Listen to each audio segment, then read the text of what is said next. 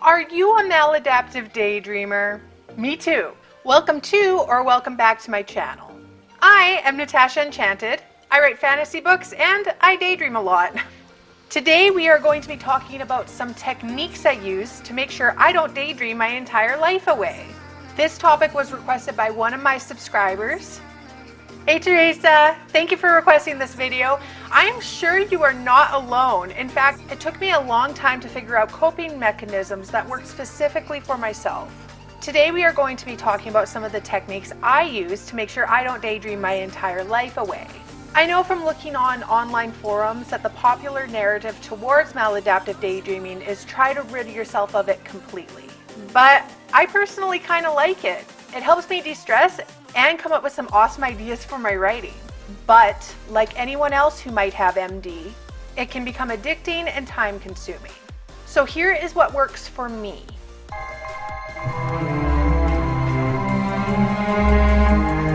So first off, let me just start out by saying there are varying degrees of maladaptive daydreaming. You have immersive daydreaming, you have maladaptive daydreaming. This was lightly touched on in my last video. Here's the link to check it out if you haven't already.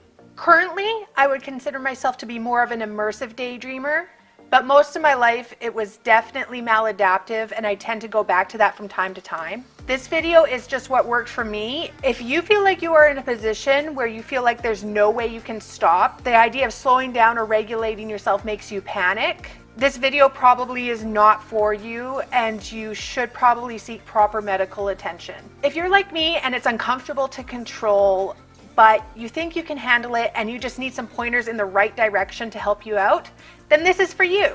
I hope this will help you out. Step 1, identify your triggers. For me, this would include most music, certain video games and movies, as well as some books. I know some things will make me want to daydream more than others.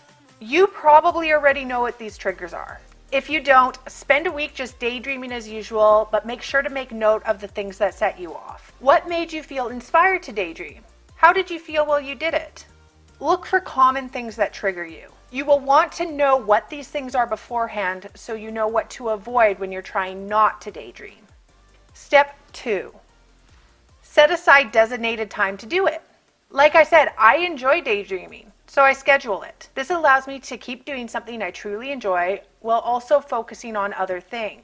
Do you daydream all day and have no idea of what time to pick? When do you usually daydream? You might want to try and schedule it around that time. When do you usually do it the most? Is there a certain time when nobody's home? Consider these things while picking a time. Make sure you are generous with the time you give yourself. If you're someone who normally daydreams the entire day away, giving yourself only 20 minutes to daydream is going to make you extremely resentful of your new schedule, and it won't last long. Ask yourself how much time you would like, how much you really need, and what you can manage to fit in your day without compromising your other obligations. Step number 3. During your scheduled no daydream time, make it extra inconvenient. Most MDers have a very particular way they like to daydream. Some do it while running, jumping, tapping, pacing, etc. What is it that you do? Are there any items required, such as headphones, running shoes, or a private space? Move those items and make them not easily accessible. You want to make it so when you feel the urge to daydream on unscheduled time, it's not so easy to do. Step 4, discipline. The first few times you get the urge to daydream and you tell your brain, no, it's not going to be happy about it. In fact, expect it to be absurdly uncomfortable. Nothing's wrong, it's just your brain doesn't like when you're mindful of your actions and try to break its patterns. Speaking of patterns, repetition is the mother of all skill. The more you tell your brain no and follow through with it, the less uncomfortable this is going to be over time. And soon it won't be as uncomfortable or uncomfortable at all. Your mind will also likely stop getting triggered so easily because it will understand there's a time and a place where it can behave that way. Don't let yourself give in easily. Expect there will be times where you will break.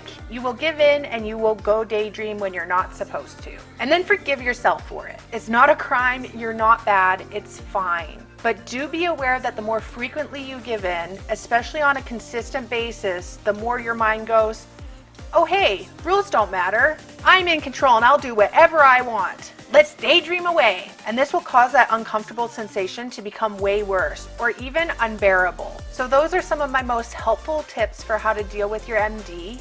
Hopefully they help.